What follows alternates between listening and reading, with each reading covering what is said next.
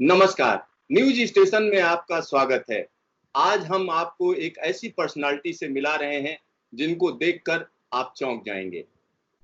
अगर जिंदगी की बात करें, तमाम लोगों की जिंदगी में तरह तरह के संघर्ष होते हैं, लेकिन कुछ संघर्ष ऐसे होते हैं जिनमें आपका कोई योगदान नहीं होता है। यानी अगर हम कह सकते हैं नेचर ने आपको कोई ऐसा संघर्ष दिया है जिसको लेकर आपको अपना दृष्टिकोण बदलने की जरूरत है, अपनी पर्सनालिटी बदलने की जरूरत है, तो ऐसी ही शख्सियत से हम आपको आज मिलवा रहे हैं। आइए बात करते हैं नाज जोशी जी से। नाज जोशी जी, आपका न्यूज स्टेशन में स्वागत है। नमस्कार, धन्यवाद आपका बहुत-बहुत। नाथ जी, जब हम बात करते हैं आपसे या आपकी पर्सनालिटी की जब हम बात करते हैं, तो सबसे जबरदस्त खासियत क्या है आपकी? जी, मैं कभी हार नहीं मानती हूँ ज़िंदगी में। मैं जो पाना चाहती हूँ, मैंने वो पाया है ज़िंदगी के अंदर में और बहुत तकलीफ़ सही है समाज से अपने खुद के लोगों से, अपने परिवार से, लेकिन जहाँ तक मैं पहुँचना चाहती थी, मैं वहाँ तक पहुँच चुकी हूँ और आगे भी जहाँ पहुँचना चाहती हूँ, वहाँ पहुँच जाऊँगी। नाथ जी, आपको ट्रांस ब्यूटी क्वीन कहते हैं। हाँ जी। तो ये खिताब जो है या इस तरीके की जो चीज़ कही जाती है, तो आपको किस तरीके का फ़ील होता है? अंदर से क्या फ़ील आता है आपको? जी, मुझे बहुत प्राउड फीलिंग होती है बिकॉज़ अभी तक इंडिया में कोई भी किन्नर ऐसी नहीं है, जिसने विदेश में जाके हमारा देश का नाम रोशन किया है और मैंने तो 6 बार कर चुकी हूँ और इस बार छठी बार किया है मैंने हाल ही में। तो मुझे बहुत गर्व महसूस होता है कि एक किन्नर होने के नाते मैंने वो खिताब पाया है, जो लड़के-लड़कियाँ बहुत सालों तक कोशिश करते हैं और उनको मिलता नहीं है। तो नाथ जी, जैसे आप किन्नर हैं, इस बात पर आपको फ़क्र है? मुझे बहुत फ़क्र है कि मैं किन्नर हूँ, मुझे बहुत-बहुत फ़क्र है। अच्छा, जब हम किसी धर्म की बात करें, दुनिया के तमाम धर्म हैं, हर धर्म में जो है अगर किन्नरों की बात करें तो स्थिति बहुत अच्छी नहीं कही जाती, क्योंकि उनका जो नज़रिया होता है, चाहे वो स्त्री हो या पुरुष हो, किन्नरों को लेकर जो नज़रिया है, वो कुछ अलग है। ऐसा क्यों है? क्यों किन्नरों के बारे में आप हमें समझाना चाहेंगी कि क्यों ऐसी स्थिति हो गई? आपको अगर लेके चलूँ अपने इतिहास में तो श्री राम के समय में सतयुग में किन्नरों का बहुत अच्छा स्थान था। इनफैक्ट कहा जाता है कि जब श्री राम वापस आए अपने वनवास से तो किन्नर लोग पहले थे, सबसे पहले वो लोग गए स्वागत करने के लिए। फिर हम बात करें महाभारत की तो महाभारत में आप शिखंडी को सब लोग शायद जानते ही हैं। उस टाइम इतना एक्सेप्टेंस था, इतना उन्होंने मतलब जो उनके पिताजी हैं महाराज द्रुपद, उन्होंने उनको अपनाया, उनको जो है लड़ाई में जाने का जो है उनको अधिकार दिया। तो वो भी आप देखिए कितना उसमें जो है स्वीकार्यता थी उस टाइम पर भी। आप बात करें मुगल एरा की, वहाँ पे किन्नरों को रखा जाता था, उनकी रानियों को प्रोटेक्ट करने के लिए, उनको पूरा सम्मान दिया जाता था, उनको एक हरम में रखा जाता था, उनके खाने-पीने की व्यवस्था देखी जाती थी। लेकिन जब ये ब्रिटिश सरकार हमारे देश में आई, तो उन्होंने 377 एक्ट जो है बनाया एलजीबीटी कम्युनिटी के लिए और तब से हमारा देश जो है सिर्फ़ जो है गुलाम उनका नहीं, उनके बनाए रूल्स का हो गया था। और बहुत साल पहले ब्रिटिशर्स ने इंग्लैंड में अपने या यूके में कहें तो वो रूल को रूल आउट कर दिया था, लेकिन हमारे देश में 70 साल लगे उसको रूल आउट करने के लिए और 2018 में जो है एलजीबीटी कम्युनिटी को राहत मिली उस बिल से। तो ये एक बड़ी बात आप बता रही हैं कि लोगों के दिमाग में जो संशय पैदा किया गया, एक भ्रम, क्योंकि जब हम किन्नरों की बात करते हैं तो जो बोलने का लहजा होता है, तरीका होता है, वो यही होता है कि किन्नर मतलब ताली बजाते हैं। तो हाँ जी। ऐसा ये जब आपके सामने जब चीजें आई, हम आपके परिवार के बारे में जानना चाहते हैं, आपके बारे में जानना चाहते हैं। जब शुरुआत हुई आपकी, बचपन आपका कैसा बीता? जी, बचपन में बोलूँ तो मैंने बचपन कभी देखा नहीं है क्योंकि बचपन में मैंने बहुत ज़्यादा जो है किसी मोलेस्टेशन या रेप मैंने देखा है, चाहे वो मेरे चाचा ने किया हो, चाहे वो मेरे कज़न ब्रदर ने किया हो, चाहे वो मेरे स्कूल के टीचर ने किया हो, तो बचपन में मैंने कभी देखा नहीं है। कभी फ्रेंड्स नहीं रहे, कोई दोस्त नहीं रहे, कोई मित्र नहीं रहा क्योंकि स्कूल में मुझे हिजड़ा, छक्का, मामू, गुड़, चावल ये सब चीज़ें कह के बुलाते थे। तो लेकिन मैं घर आके रोती थी, लेकिन अगले दिन फिर हिम्मत करके स्कूल जाती थी मैं। और बहुत सारे बच्चे ऐसे होते हैं जो कि ये सब सुनकर स्कूल जाना छोड़ देते हैं। पर मैंने बचपन में तो देखा नहीं है, मैं सही बताऊँ तो मैं आपको बचपन से ही मैंने काम करना शुरू कर दिया था। 7 साल की उम्र में मुझे घर से बाहर निकाल दिया गया था, तो मैं बॉम्बे चली गई। बॉम्बे जाके मैंने अपना ढाबों में काम किया, रेस्टोरेंट में काम किया, डांस बार में काम किया और बहुत सारी जगह में काम किया, देह व्यापार किया। वो सब करके मैं आगे बढ़ी हूँ और कह रहे हैं मैं जैसे आपको बताया बचपन में हाँ, मेरे को मूवीज़ देखने का शौक था, मूवीज में जरूर देखती थी, श्रीदेवी की मूवीज देखती थी, माधुरी दीक्षित की मूवीज देखती थी, उनसे इंस्पायर होके, उनसे मतलब कि प्रेरित होके अपने कपड़े डिजाइन करती थी। पर ऐसे बचपन की कोई ऐसी कोई याद नहीं है जो मैं याद करना चाहूँ।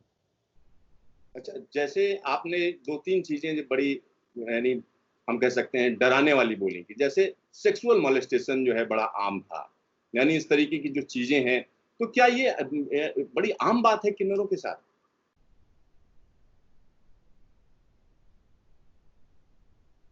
जैसे जब आपको ये यानी लोगों ने फील कराना शुरू कर दिया कि आप किन्नर हो, ये शुरुआत हुई होगी, और परिवार से आपको अलग होना पड़ा, यानी अपने माँ बाप जी से अलग जी होना पड़ा, तो ये एक जी हम कह सकते हैं कि बड़ा अत्याचार कहा जा सकता है कि एक तरीके से आपको अपने परिवार से दूर जाना पड़ा।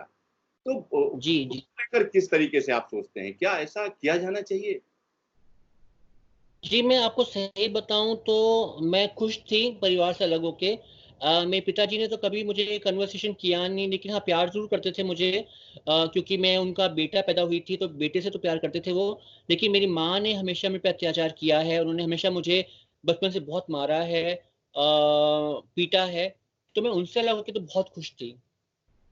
अच्छा, यानी आपको अपने पिता से बहुत प्यार था, ये कह सकते पिताजी हैं। से, हाँ, पिताजी से प्यार था, प्यार है आज भी। आज वो कैंसर के मरीज़ हैं और स्टेज 4 में कैंसर उनका हो गया है, और मैं इसीलिए उनके घर में रहने के लिए आई हूँ, उनके पास रहने के लिए आई हूँ कुछ दिनों के लिए। पर ये कहते हैं कि ना मेरी माता ने मुझे बहुत अत्याचार किया मेरे ऊपर, मैं आज भी करती हैं, पर मैं सह लेती हूँ क्योंकि मुझे अपने पिता के साथ रहना है उनके अंतिम समय में।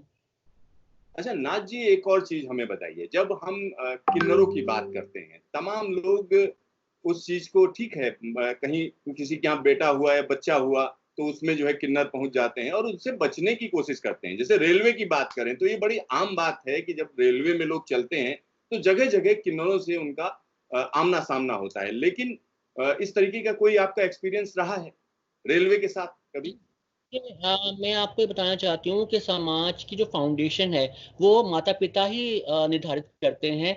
बचपन से बच्चों को सिखाया जाता है कि हिरणों से दूर रहो, और एक डर, एक खौफ सा बना के रखते हैं, और उनको कहा जाता है कि देखो, अगर तुम दूध नहीं पियोगे तो तुम्हें हिरणे पकड़ के ले जाएँगे, या तुम उनसे दूर रहो। तो ये चीज़ बचपन से ही बच्चों के अंदर डाली जाती है, तब जाके बड़े होके उनको हिजड़ों से या किन्नरों से घिन आती है। और मेरे साथ बहुत बार हो चुका है, जब मैं बॉम्बे में थी और मैं लोकल ट्रेन में सफ़र करती थी, तो मेरे साथ कोई बैठना नहीं चाहता था, मेरे से लोग दूर खड़े होना चाहते थे, और यहाँ तक कि जो है जो टिकट लेने वाला है, वो भी मुझे बहुत ज़्यादा हीन भावना से देखता था। तो ये बहुत ज़्यादा डिस्क्रिमिनेशन मैंने देखी है रेलवे के अंदर में। अच्छा, रेलवे में जैसे मान लिया आप टिकट बुक कराते हो, कोई भी हुँ, टिकट हुँ। बुक कराते हो या कोई, हम कह सकते हैं रिजर्वेशन के लिए जब आप जाते हो, तो उसमें भी क्या अब तो प्रावधान कर दिया गया है इस तरीके का थर्ड जेंडर लिखने का? हाँ जी, हाँ जी। जी, देखिए, जब 2014 के अंदर में नालसा जजमेंट आया था, उस समय हमें बोला गया था कि जिन्होंने सर्जरी करा रखी है और जिन्होंने सर्जरी नहीं भी करा रखी है, मैंने तो खैर सर्जरी करा ली थी 2013 के अंदर में, और मेरे पास पे कागज़ात भी थे, तो मैं गई और मैंने जो है आधार में अपना चेंज कराया, और वोटर आईडी भी चेंज कराया, सब जगह चेंज कराया, पासपोर्ट में भी मैं फीमेल हूँ। और जबकि आप मानेंगे कि मुझे इंटरनेशनल जब मैं ट्रैवल करती हूँ तो इतना प्रॉब्लम नहीं आती है, जितना मैं अपने देश के अंदर ट्रैवल करती हूँ उतना प्रॉब्लम आती है मुझे। और रेलवे में कई बार ऐसा हुआ है कि वो मुझे बोलते हैं कि आप तो लड़का दिखती हो और आप लड़की नहीं दिखती हो, तो आपके कागज़ात में फीमेल क्यों लिखा हुआ है? तो ऐसे ही किस्सा था कि मैं जा रही थी, दिल्ली से जयपुर जा रही थी, मैं किसी काम से, किसी शो के लिए, और मुझे बीच रास्ते में रुका गया और मुझे जो है एक स्टेशन पे उतारा गया। वहाँ पे पुलिस को बुलाया गया। पुलिस ने लेडी पुलिस ने मेरी पूरी बॉडी की चेकिंग की, मुझे अपने पूरे कपड़े उतारने पड़े उस स्टेशन के ऊपर में, और उसके बाद मुझे दोबारा से जाना, मतलब मुझे भेजा गया। मतलब फिजिकल चेकिंग की गई इसमें? जी हाँ, पूरे कपड़े उतार के मेरी चेकिंग हुई है मेरी। अच्छा, ये घटना किस सन की है और किस स्टेशन पर ऐसा हुआ आपके साथ? जी, ये 2000 मैं बताती हूँ आपको, 17 की है कहानी, और मैं जयपुर जा रही थी अपने किसी काम से। तो रात की बात है, ये बहुत रात की बात है, और जो है शाम की ट्रेन मैंने पकड़ी थी दिल्ली से, और जो है स्टेशन बीच में, मुझे एग्ज़ैक्टली याद नहीं है कौन-सा स्टेशन था वो, लेकिन जयपुर से शायद वो 4 स्टेशन या 5 स्टेशन पहले की बात है, वहाँ पे ये घटना हुई थी। तो नाज जी, जब हम समाज की बात करते हैं, लोगों की बात करते हैं, और आप लगातार इस डिस्क्रिमिनेशन के खिलाफ अपनी लड़ाई लड़ रही हैं, कंटिन्यूअस लड़ाई लड़ रही हैं, और अपने को आप साबित भी कर रही हैं। तो जैसे पढ़ाई लिखाई की अगर हम बात करें, तो आपने क्या क्या, जब मैंने सुना है फैशन की भी पढ़ाई आपने की, फैशन डिजाइनिंग, ऐसा कुछ है कि आपने कुछ किया क्या? जी, देखिए मैं ना आपको बताती हूँ कि मैं बचपन से ही धार्मिक फ़िल्मों की बहुत बड़ी फ़ैन रही हूँ। हमारे डांस बार में जब भी कोई धार्मिक फ़िल्म चलती थी, मतलब हम लोग को दिन में दिखाते थे फ़िल्में, और टीवी पे कोई फ़िल्में आती, उस टाइम पे केबल का ज़माना नहीं था, तो मैं देखती थी तो मुझे बहुत प्रेरणा मिलती थी, और उसमें माँ सरस्वती की मैं बहुत बड़ी भक्त रही हूँ। और माँ सरस्वती आप जानते हैं कि एजुकेशन की और हमारे जो है पढ़ाई-लिखाई की देवी हैं। तो मैं उन्हें बहुत मानती हूँ, तो मैंने अपनी 12वीं की जो परीक्षा है वो बॉम्बे से दी थी, बॉम्बे बोर्ड से दी थी मैंने, महाराष्ट्र बोर्ड से दी थी। और उसके बाद में मुझे मेरी एक कज़न सिस्टर मिली वहाँ पर, उनका नाम विवेका बाबाजी था, जो कि बहुत बड़ी मॉडल थीं, और उन्होंने 2010 में फांसी लगा के अपनी हत्या कर ली थी। और उन्होंने मुझे जो है फाइनेंस किया मेरी एनआईएफटी की एजुकेशन। मैं वहाँ पे मैंने एग्ज़ाम दिया, एग्ज़ाम देने के बाद मैं जो है मैं क्लियर हुई, फर्स्ट आई। उसके बाद मुझे आईएमटी गाज़ियाबाद से मुझे एमबीए कराया गया, और हाँ, एजुकेशन मैंने पूरी कंप्लीट करी। पर लेकिन प्रॉब्लम तब आई जब मैंने निर्णय किया कि मैं एक एक पुरुष के शरीर से एक लड़की के शरीर में कन्वर्ट होना चाहती हूँ। तो प्रॉब्लम वहाँ से आई, और लोगों ने एक्सेप्ट नहीं किया मुझे। जब तक मैं पुरुष थी, जब तक मैं थोड़ा-सा हाव-भाव ऐसे लड़कियों के जैसे थे, तब तक मैं लोगों को एक्सेप्ट कर पा लोग मुझे एक्सेप्ट कर रहे थे अपनी सोसाइटी के अंदर में, अपने इंस्टीट्यूशन के अंदर में, या अपने आप बोल सकते हैं जॉब्स के अंदर में। बट लेकिन जब मैंने अपना पहनावा चेंज किया, मैंने सेक्स चेंज किया, और उसके बाद में मुझे बहुत डिस्क्रिमिनेशन सहना पड़ा है। और आज आलम ऐसा है कि 6-6 इंटरनेशनल अवार्ड जीतने के बाद भी मैं मॉर्निंग के अंदर में जाती हूँ, दर-दर जाती हूँ, वहाँ पर मैं ताली बजाती हूँ, ताली बजा के भीख माँगती हूँ, और भीख माँग के अपना गुज़ारा करती हूँ। अच्छा, इस तरीके की स्थिति आपके साथ लगातार रही। अच्छा, एक और चीज़ मैं जानना चाह रहा था नाथ जी, जब हम बात करते हैं कभी भी जैसे आपने अपने को चेंज कराया, एक तरीके से सेक्स चेंज जिसको बोलते हैं, या ट्रांस कराया, तो उसमें क्या जी, जी। उसके बाद दिक्कतें शुरू हुई या उससे पहले दिक्कतें थी? जी ये जो प्रोसेस होता है सिद्धार्थ जी, ये कंप्लीट 2 से 4 साल तक का होता है प्रोसेस। शुरुआत में आपको साइकियाट्रिस्ट से मिलना पड़ता है, साइकियाट्रिस्ट आपको गो अहेड देता है कि आप जो है अपने ट्रांसजेंडर जो मतलब आप ट्रांस सर्जरी जो है आप वो करवाने के लायक हैं या नहीं हैं। या कई बार ऐसा होता है कि लड़कों को लगता है कि शायद वो लड़की हैं, लेकिन थोड़े दिन बाद लगता है कि नहीं वो लड़की नहीं है, क्योंकि ये एक ऐसा प्रोसेस है कि जो दोबारा रिपीट नहीं हो सकता है। एक बार आपने सेक्स चेंज करा लिया, तो आप फिर दोबारा लड़की से लड़का नहीं बन सकते हैं। तो फिर उसके बाद में हमारा जो है 2 साल का हमारा हार्मोन का ट्रीटमेंट होता है, जिससे हार्मोन से हमारी आवाज़ बदलती है, हमारे चेहरे का थोड़ा-सा जो क्या बोलते हैं, चेहरा बदलता है थोड़ा बहुत, हमारी स्किन बदलती है, हमारे हाथ बदलते हैं। वो सब प्रोसेस 2-3 साल का होता है, उसके बाद सर्जरी की जाती है। और डेफ़िनेटली देखिए, कई बार क्या होता है कि काफ़ी ट्रांस लड़कियाँ जो हैं, वो शारीरिक उसमें हैं देह व्यापार में हैं। उनके पास इतना पैसा होता है कि वो अपने चेहरे की सर्जरी करा लेती हैं, नोज़ पतला करवा लेती हैं, अपनी आवाज़ पतली करवा लेती हैं, और वो लगती भी नहीं है कि वो किन्नर हैं, और वो समाज में एक लड़की की तरह जी रही हैं। तो उन लोगों के लिए कोई मतलब ऐसी प्रॉब्लम नहीं आती है, क्योंकि वो उनके बॉयफ्रेंड भी होते हैं, वो अपना जॉब भी अच्छा कर रही होती हैं, क्योंकि वो एक औरत की तरह रह रही होती हैं, और उनको कोई भी किन्नर नहीं बोल सकता है। प्रॉब्लम तब आती है मेरी जैसी औरतों के ऊपर में, जो कि किन्नर लगती हैं देखने में, और जो कि हम पॉवर्टी लाइन के नीचे रह रहे हैं, और हम लोगों को प्रॉब्लम ज़्यादा होती है, और हम लोगों के साथ डिस्क्रिमिनेशन ज़्यादा होता है। अच्छा, जैसे आप पुरुष से जो है एक तरीके से महिला में आपने कन्वर्ट कराया अपने को, एक बदलाव हाँ, किया। तो उसके जी, जी। यानी दोनों चीज़ों के बारे में अगर मान लिया पहले की साइकोलॉजी और अब की साइकोलॉजी में, यानी आपका जो हाँ सोच जी। है, समझ है, उसमें कितना बड़ा बदलाव आया? जी, मैं कहना चाहती हूँ कि मेरा जो है बचपन से ही मैं अपनी को लड़की समझती थी। मुझे लगता था कि मुझे गलत शरीर में पैदा किया गया है, और हाँ, जब हम हार्मोन लेते हैं, तो हम ज़्यादा इमोशनल हो जाते हैं। तो एक मातृत्व का जो एक एहसास होता है, वो आई थिंक मुझे लगता है कि शायद सेक्स चेंज के बाद ही आया है, क्योंकि सेक्स चेंज करने के बाद ही मैंने 2 लड़कियों को अडॉप्ट किया है, और उनका लालन-पोषण मैं कर रही हूँ। और एक मातृत्व जिसे कहते हैं, वो मेरा उसके बाद ही आया है। और वैसे मेरा कोई थिंकिंग में कोई चेंज नहीं आई है। पहले भी मुझे लगता था मैं लड़की हूँ, और अब तो मैं लड़की हुई हूँ खैर। अच्छा, कभी ऐसा नहीं लगा कि आप जब बाहर जाते हो, लोगों से मिलते हो, अब तो आप एक सेलिब्रिटी की तरह रहते होगे, तो उसमें लोगों का नजरिया पहले और अब में क्या फर्क आया? कि देखिए, मैं सेलिब्रिटी की तरह नहीं रहती हूँ, क्योंकि इसका कारण ये है कि हमारे देश में बहुत सारी मीडिया ऐसी है जो ट्रांसफोबिक है।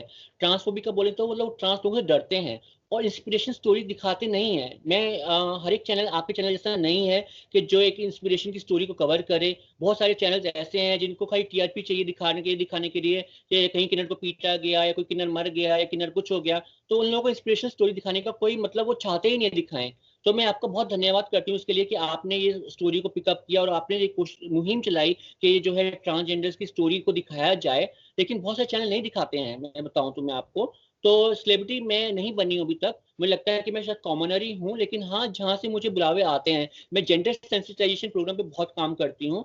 मैं जो है स्कूल्स कॉलेजेस जाती हूँ, वहां जाके लोगों को समझाती हूँ कि अगर एक आदमी है, एक पुरुष है, एक थर्ड जेंडर भी है, और हमें बच्चों को समझाती हूँ कि हमें सबके साथ इक्वल बिहेव करना चाहिए। मेरा एक यादगार मोमेंट रहेगा जब मैं आईआईएम उदयपुर गई थी। मतलब मेरे लिए बहुत बड़ी गर्व की बात थी कि इंडियन इंस्टीट्यूट ऑफ मैनेजमेंट, जो हमारा सबसे बड़ा कॉलेज है, मतलब पूरे यूनिवर्सिटी है इनफैक्ट इंडिया की, जहाँ पे लोगों को एडमिशन नहीं मिलता है, वहाँ मुझे बुलाया गया एज अ गेस्ट स्पीकर।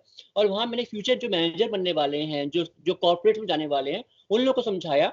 और वो लोग बहुत संतुष्ट थे इस बात को लेकर। उन्होंने कहा कि जब वो जॉब पकड़ेंगे तो वो डेफिनेटली किन्नरों के लिए और ट्रांसजेंडर्स के लिए एक रिजर्वेशन करेंगे अपने प्राइवेट फॉर्म में भी, जहां उनको जॉब मिल सके। नाथ जी, अगर हम सरकार के तरीके पे देखें या गवर्नमेंट के हिस्से में देखें, तो उनको जो है ट्रांसजेंडर के लिए क्या करना चाहिए? किस तरीके की चीजें पॉलिसी में जैसे कोर्ट ने खोल दिया, सरकार उसके हमारी बाद क्या जो होगा? है, वो सरकार को ही बिल्कुल नॉलेज नहीं है कि ट्रांसजेंडर होते क्या है। क्योंकि उनका जो बिल आया है, ट्रांसजेंडर बिल 2019, उसके अंदर ये शब्द लिखा हुआ है, हिजड़ा शब्द। हिजड़ा शब्द जो है एक क्या बोलते हैं, एक नकारात्मक जो कहते हैं, नेगेटिव एक वर्ड है। हिजड़े शब्द का प्रयोग नहीं होना चाहिए। और उन्होंने ये लिखा है, और काफी पॉइंट्स लिखे हैं उन लोगों ने कि अगर हमारे साथ कोई डिस्क्रिमिनेशन करता है तो उसे 2 साल की सजा हो सकती है। मैंने अभी एक जॉब इंटरव्यू दिया था, उन्होंने मुझे जो है निकाल दिया। मतलब उन्होंने बोला कि नहीं, हम आपको नहीं रख सकते हैं, जबकि मैं उस जॉब के लिए बिल्कुल परफेक्ट थी। और मुझे रीजन दिया गया कि आपकी एज ज्यादा है।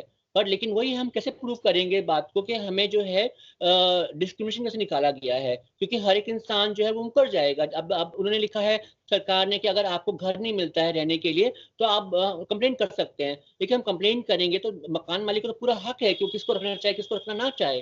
तो हम कहाँ जाके करें? तो इसलिए जो ट्रांस बिल उन्होंने बनाया है 2019 वाला, उसमें बहुत सारे छेद हैं, उसमें बहुत सारी चीजों को उन्होंने ठीक करना चाहिए उनको। उन्होंने कहा डिस्ट्रिक्ट मजिस्ट्रेट के पास जाइए, वो आपको एक सर्टिफिकेट देगा। चलिए, मैंने तो सर्जरी करा लिया अपनी, ठीक है, लेकिन जो बच्चे, अब जो नए बच्चे आ रहे हैं जिन्हें सर्जरी करानी है, और आप उसको डिस्ट्रिक्ट मजिस्ट्रेट को कैसे समझाएंगे? गवर्नमेंट ऑफिशियल जो हमारे हैं वो ट्रांस लोगों से डरते हैं।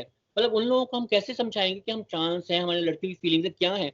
तो बहुत सारे लूप होल हैं। और हमारी सरकार किन्नरों के लिए कुछ भी नहीं करती है। वो लोग सोचते हैं कि इनसे अच्छा हमें वोट नहीं मिलेंगे, हम वोट बैंक नहीं है उनका शायद, या हम लोग उनको टैक्स पे नहीं करते हैं। क्योंकि जो भी आप बोलें कि हम जो है डोनेशन की जो हम इनकम लेते हैं, उसमें टैक्स नहीं होता है। आप भी जानते हैं इस बात का कि अगर हम घर घर जाके भीख मांगते हैं, कुछ करते हैं, उसमें टैक्स नहीं है। तो गवर्नमेंट हमारे लिए क्यों कुछ करेगी? हमारी सरकार हमारे लिए कभी कुछ नहीं करती है, ना कभी करेगी। ना जी, एक और चीज हमें बताइए। देश के अंदर अगर हम बात करें तो तमाम ऐसे लोग होंगे जो दिखने में तो जैसे आप बोल रहे हैं कि पुरुष के शरीर में पैदा हो गए, लेकिन अंदर से उनकी फीलिंग महिलाओं की है या जी। उनका जो हार्मोनल चेंजेस हैं। तो ऐसे जी, लोगों के लिए क्या आप बोलेंगे? इस तरीके के कितने मामले आपके सामने आए? कभी ऐसे लोगों से मिले आप? मेरे सामने बहुत ऐसे मामले सामने आए हैं जहाँ पर जो लोग गे हैं, इनफैक्ट जिनको पुरुष से प्यार है, वो लोग शादी कर लेते हैं एक लड़की से और उसकी जिंदगी बर्बाद कर देते हैं। और विद इन लाइक उनका 1 महीने में, 2 महीने में या 6 महीने में तलाक हो जाता है। तो वो इसलिए होता है क्योंकि उनके जो पेरेंट्स होते हैं वो उनको समझ नहीं पाते हैं। वो उनके ऊपर डंडा कर रखते हैं कि नहीं, आप शादी करो, नहीं तो हम आपको ज्यादा से बेदखल कर देंगे, ये कर देंगे, वो कर देंगे। तो मैं उनसे सबसे यही कहूंगी कि प्लीज आप जो है अपने पैरों पे खड़े होइए और अपने घर को छोड़ दीजिए। अगर आपके घर वाले अत्याचार कर रहे हैं तो घर को छोड़ दीजिए, बाहर आके जॉब पकड़िए, कुछ भी करिए, लेकिन ऐसे माहौल में मत रहिए और ना किसी लड़की से शादी करिए, क्योंकि आप किसी का जिंदगी बर्बाद मत करिए। मैं कल ये बोलना चाहूंगी, और थोड़ी हिम्मत रखिए। हिम्मत रखेंगे तो सब कुछ हो सकता है। आप धीरू भाई अंबानी की कहानी सुनिए, जिन्होंने 1 रुपए से लेकर कितना बड़ा एम्पायर खड़ा कर दिया है।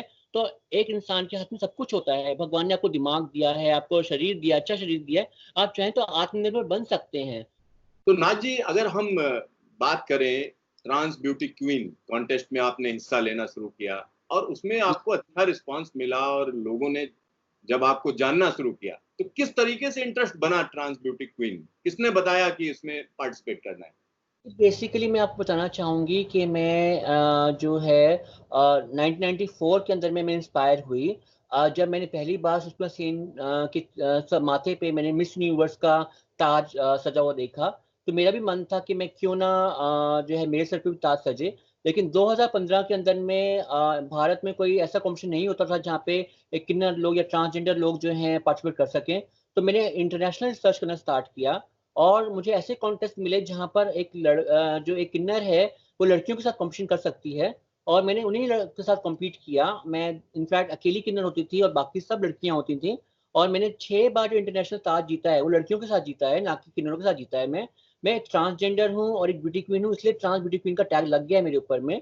और भारत में मैंने सिर्फ एक बार कम्पीट किया है मिस ट्रांस क्वीन इंडिया के अंदर में 2018 के अंदर में, और वो मैंने जीता है क्लासिक कैटेगरी के अंदर में। के अलावा मैंने कोई भी ऐसा कॉम्पिटिशन नहीं लड़ा जहाँ पे मैंने मतलब कि ट्रांसजेंडर्स के साथ मैंने कॉम्पिटिशन किया हो। तो आई थिंक मैंने जो है हम, और मैं दुनिया की पहली ऐसी किन्नर हूँ जिसने लड़कियों को मात दी है इंटरनेशनल कॉम्पिटिशन के अंदर में।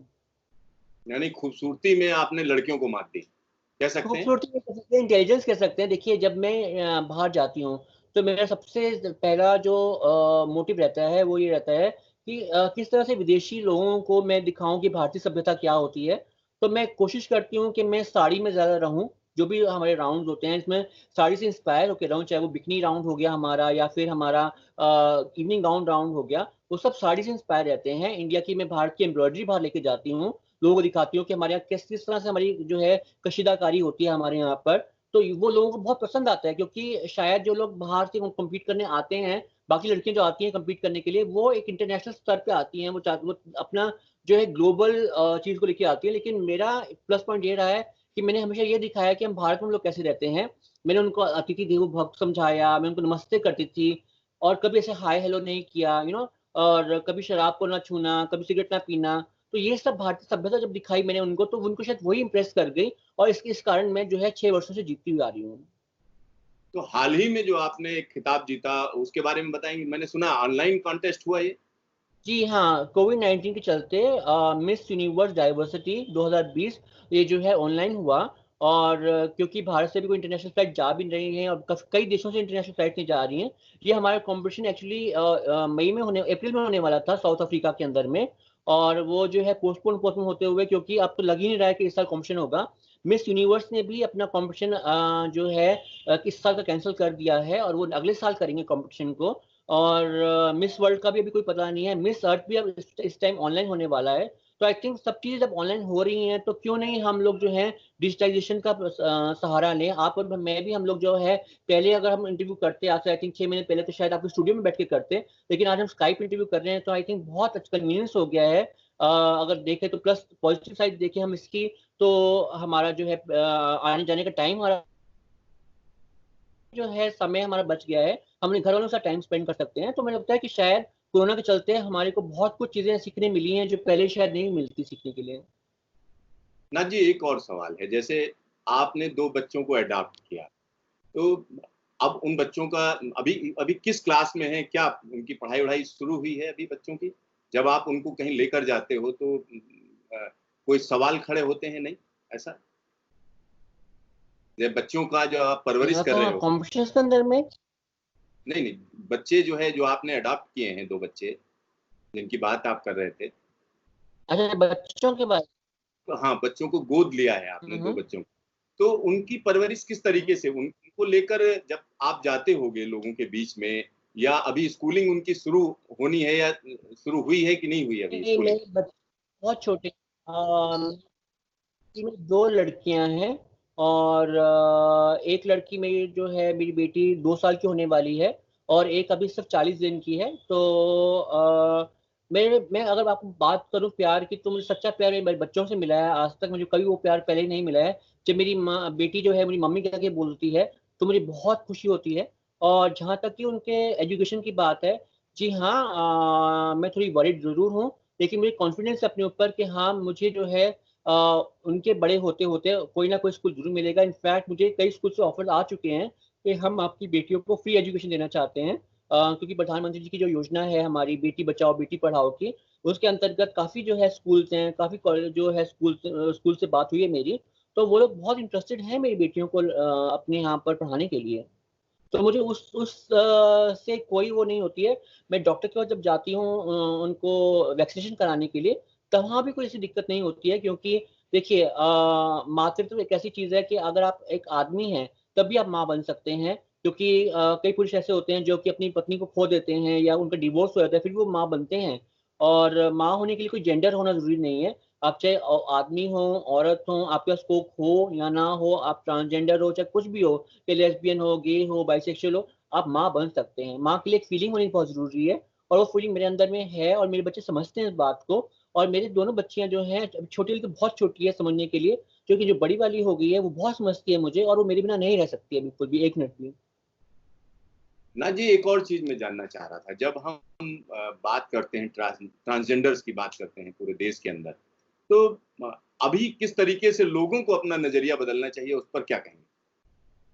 देखिए, लोगों को एक जो कहते हैं इक्वलिटी फॉर ऑल, जो हमारे संविधान में भी लिखा हुआ है, ये इक्वलिटी फॉर ऑल जो है प्रैक्टिस में लाना चाहिए। जब भीमराव अंबेडकर जी ने जब हमारा संविधान जो है बनाया था, उस टाइम पर उन्होंने अनटचेबल्स की बात की थी कि भी अनटचेबल्स को भी इक्वलिटी मिलनी चाहिए। लेकिन आजकल के ज़माने में जो है ट्रांसजेंडर्स को जो है अनटचेबल्स से भी ज़्यादा बुरा जो है व्यवहार किया जाता है उनके साथ में। मैं ये चाहूँगी कि मैं जो है इस तरह से कॉम्पिटिशन लड़ती रहूँ, और एक दिन इतना फ़ेम कमा लूँ आप लोगों के ज़रिए कि मैं पॉलिटिक्स में आ सकूँ, और मैं चाहती हूँ मैं पॉलिटिक्स जॉइन करूँ और अपने ट्रांसजेंडर बहनों के लिए और भाइयों के लिए कुछ कर सकूँ, और उनके लिए एक स्पेशल जो है कैबिनेट बना सकूँ जो उनके ऊपर ध्यान दे सके। और बहुत ज़रूरी है सरकार के अंदर में एक ट्रांस महिला का होना, ताकि वो ट्रांस ट्रांस महिलाओं की समस्या को समझ सके, क्योंकि एक महिला या पुरुष से आप नहीं समझ सकते हैं कि उनको क्या दिक्कतें आती हैं। तो मेरा ये अगले 5 साल में ज़रूर एक है कि मैं पॉलिटिक्स में आना चाहती हूँ, और पॉलिटिक्स में आके कुछ सुधार लाना चाहती हूँ। तो पॉलिटिक्स में आपको क्या लगता है कि आप बहुत बड़ा सुधार ले आओगे? किस तरीके से लोगों का पॉलिटिक्स, तो लोग कहते पॉलिटिक्स हैं। में आने के बाद देखिए, आप जब एजुकेशन मिनिस्टर से बात करेंगे, ठीक है, आप एजुकेशन आपके पास एक पावर आ जाती है, आपके पास में एक वॉइस आ जाती है बात करने के लिए। तो जो एक जेंडर सेंसिटाइजेशन की जो प्रोग्राम है, अब हमें स्कूल से ही स्टार्ट करना पड़ेगा, बच्चों से स्टार्ट करना पड़ेगा। जो मैं आज इंडिपेंडेंटली जाती हूँ स्कूल एंड कॉलेजेस के अंदर में बात करने के लिए, आई थिंक सरकार को वो चीज़ अरेंज करनी पड़ेगी, हमारी बुक्स के अंदर में वो चीज़ें लानी पड़ेंगी, उन बुक्स के अंदर में समझाना पड़ेगा बच्चों को, कार्टून के ज़रिए चाहे हो जाए, चाहे वो फ़िल्म्स के ज़रिए हो जाए, उन्हें समझाना पड़ेगा कि ट्रांसजेंडर्स भी होते हैं, उनकी क्या प्रॉब्लम होती हैं, और बचपन से ही अगर उनको हम जागरूक करें, तो आई थिंक बहुत चीज़ें इम्प्रूव हो जाती हैं। मैं आपको यहाँ पे एक नाम लेना चाहूँगी स्कूल का, जिसका नाम है टैगोर इंटरनेशनल स्कूल, जो कि बसंत विहार में लोकेटेड है। मैं वहाँ गई हूँ। वो एक पहला स्कूल है जिसने 2013 में मुहिम छेड़ी थी 377 के खिलाफ। आप सोचिए, छोटे बच्चे हैं, मतलब कि छठी, 7वीं, 8वीं, 9वीं, 10वीं में पढ़ते हैं बच्चे, 11वीं, 12वीं पढ़ते हैं बच्चे। वो बच्चे मुहिम चला रहे हैं। वो बच्चे जब हमारी प्राइड होती है, प्राइड वॉक होती है नवंबर के अंदर में, वो बच्चे आते हैं सपोर्ट करने के लिए प्राइड वॉक को। सोचिए, अगर वो लोग बच्चे उन बच्चों के अंदर में इतनी ज़्यादा भावना है हमारे समाज को लेके, अगर यही हम मुहिम हर स्कूल में चलाएँ, तो क्या बात है फिर? नाथ जी, आपने तमाम चीजें हमारे सामने रखी, अपने बारे में बताया, और खास तौर पर ट्रांसजेंडर कम्युनिटी की जब हम बात करते हैं, उसकी समस्याओं को आप सुलझाना चाहते हैं, एक बड़ी चीज ये है, और उसके लिए आप पॉलिटिक्स भी ज्वाइन करना चाहते हैं। धन्यवाद आपका, जी, जी। और न्यूज स्टेशन बहुत से बातचीत करने आपका। के लिए। जी। तो यहाँ पर आपको हमने नाथ जोशी जी से मिलवाया, जो तमाम एक बड़ी समस्या को सामने रखने की, अगर ट्रांसजेंडर की जब हम बात करते हैं तो लोगों का नजरिया काफी अलग होता है, और जो सोच होती है काफी संकुचित होती है, उसके बारे में वो जानना भी नहीं चाहते हैं। लेकिन अब धीरे धीरे नजरिया भी बदल रहा है, लोग सकारात्मक तरीके से इन चीजों को लेने लगे हैं। तो फिर मिलेंगे न्यूज स्टेशन में दोबारा एक नई शख्सियत के साथ।